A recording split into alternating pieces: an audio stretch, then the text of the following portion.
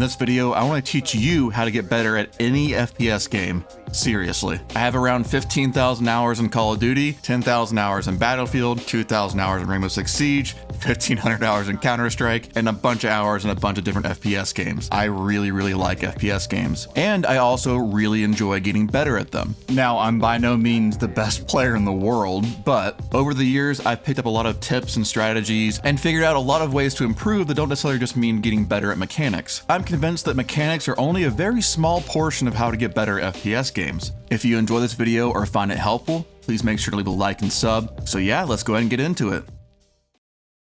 So the first thing that I want to talk about in this series is something that I think is very often overlooked, but is actually an extremely important part of FPS games, and that is visualization. Now, there are a lot of subcategories under visualization. I'll be going over all of those today. A lot of times when I'm spectating somebody that's very new to FPS games or just isn't very good, I see them kind of just aimlessly wandering around the map, waiting for something to pop up on their screen to react to, and then reacting to it. This is not how you want to play FPS games. Whenever I'm playing, at all times, I am always considering where could any of the enemies be at any point. And this is why you'll hear pro players talk about why map knowledge is so important. If you've peeked the same angle 1,000 times before, the next time that you peek it, you're going to know exactly what the environment looks like when you round that corner. So if you do see an enemy, your brain is going to react more quickly to that. So let's go ahead and watch a clip here of me peeking a few people, and then I'll talk a bit after about what I'm doing here.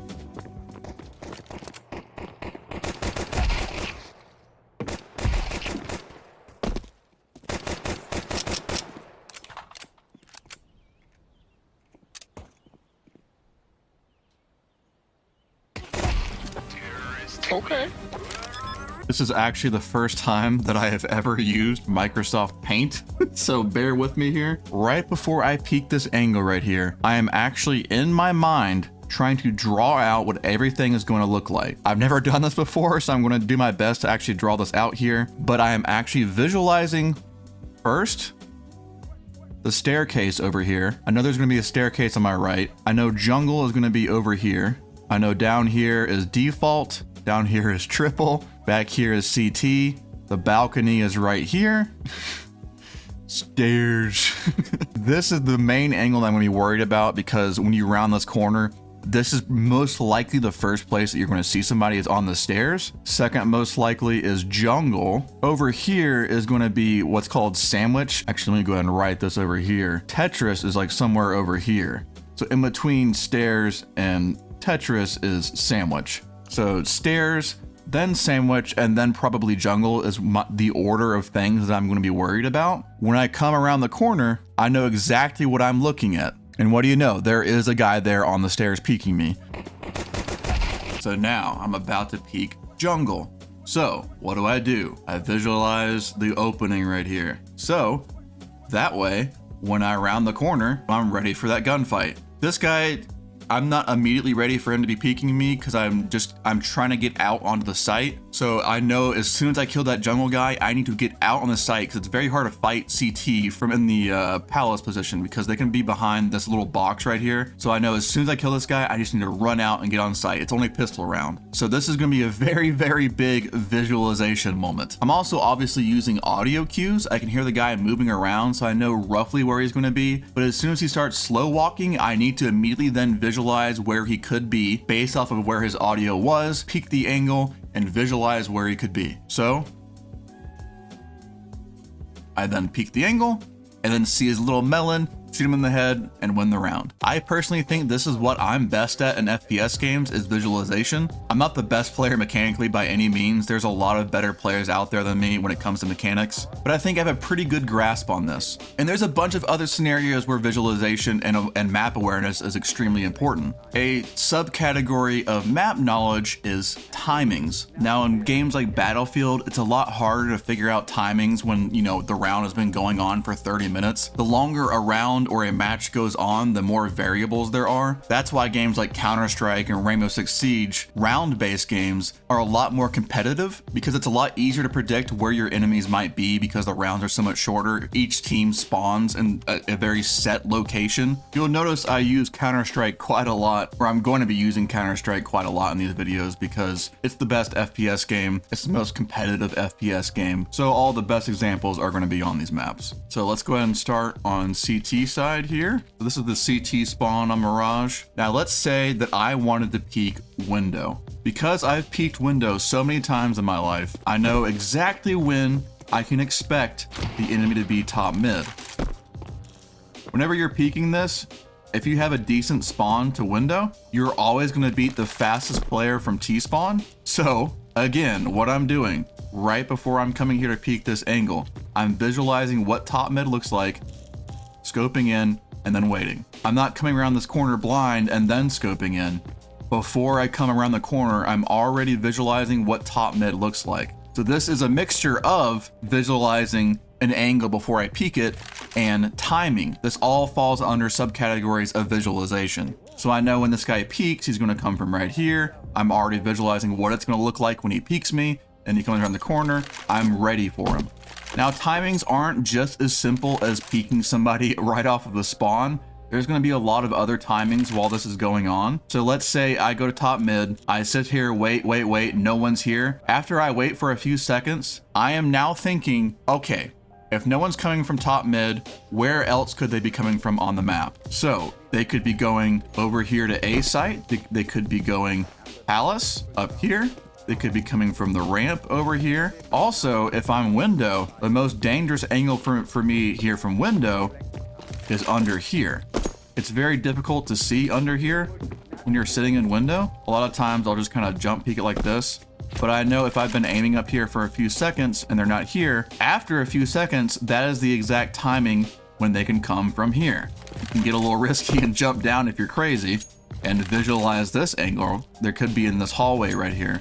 So let's just say that I do that. I jump down, peek this, and there's not even a guy here. This now reduces the amount of places the enemy team could be by even more. I'm going to also want to relay this information to my team. I'm going to say, hey, I'm holding mid here. There's nobody top mid. There's nobody underpass.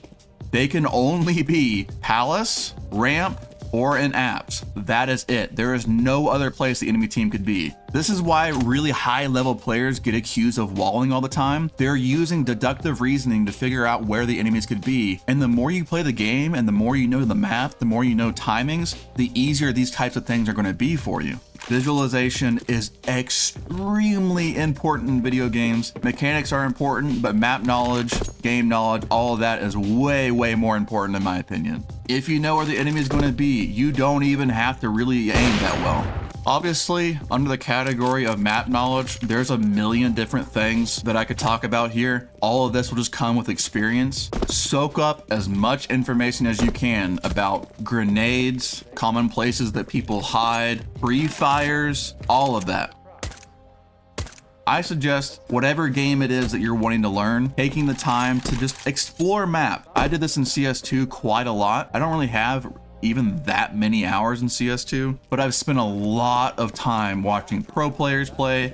I spent a lot of time in private matches like this, just going around the map, pre-firing angles, just kind of getting very familiar with all my angles. I spent a lot of time learning smokes. It is so important to learn them. Don't be lazy. Do the things that you know you need to do. Don't just aimlessly walk around the map waiting for things to happen. Be proactive.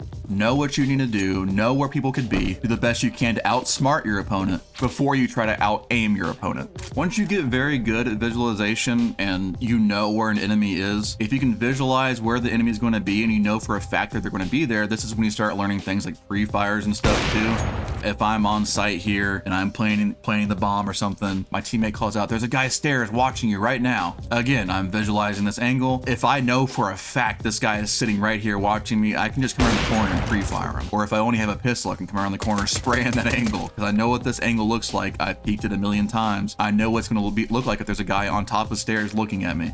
and coming around the corner already shooting, I know what it's going to look like. Again, this is why really good players get accused of cheating all the time. It looks like they're staring at their enemy. They're staring at the visualization of where the enemy is going to be. I always find it so funny when really bad players accuse me of cheating or accuse me of walling because I'm pre-firing things. Pre-firing is definitely a legitimate strategy that real pro players use all the time. It's not just something that wall hackers use.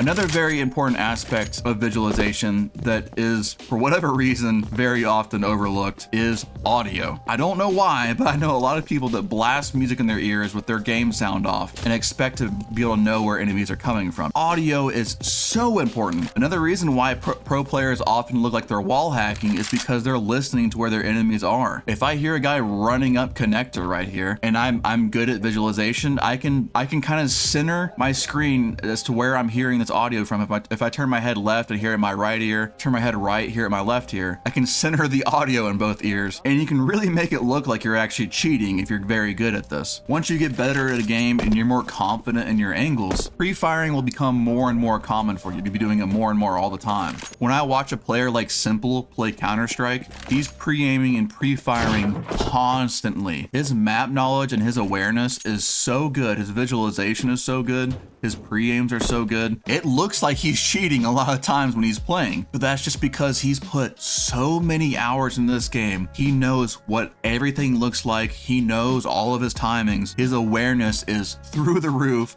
above any other player in the game. He knows what you're going to do before you even know what you're going to do. This is how pro players or even just good players think. This is how you have to think when you're playing a game if you want to become better. So that's about all I have to talk about on the topic of visualization. And you might be thinking, that's great and all, but how do I practice this? Again, always the best way to practice any video game is just to continuously play it. But while you're playing, stop yourself and think, am I just trying to react to what's happening on my screen, or am I actually actively thinking about where the enemy could be? Always constantly be aware at all times of where the enemies could be. Use your map knowledge to your advantage. Go in private games, learn the map, learn where your enemies constantly sit, learn your nade lineups, learn all that stuff. As much as you can learn about the map and the game that you're playing, the more of that knowledge you have, the better you're going to be at the game. Also, learn from your mistakes. Whenever an enemy kills you on a certain angle, if you keep dying from that one certain angle, learn from it. A really good example of this, a lot of times when I'm doing like a retake on this objective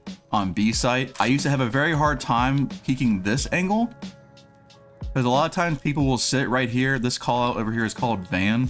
A lot of times people will sit right here. I would very often overlook this angle and kind of just keep going right here, and you'd very often die, or I would very often die when peeking this corner. I wouldn't pre-aim this angle and be ready for someone to be right here. So every time I came around this corner, I try to think, oh, I always die from this angle. Let me remember to peek it and visualize this spot right here. And over time, I learned this angle and I got better at pre-firing it. Always be aware, learn from your mistakes, and practice. Anyone can get better at visualization as long as you're always focused and aware of what's going on the map. Again, a reminder, if you found this video helpful or entertaining, please make sure to leave a like and sub. I have a lot more things that I want to talk about, so show this video some love and I'll see you guys in the next one.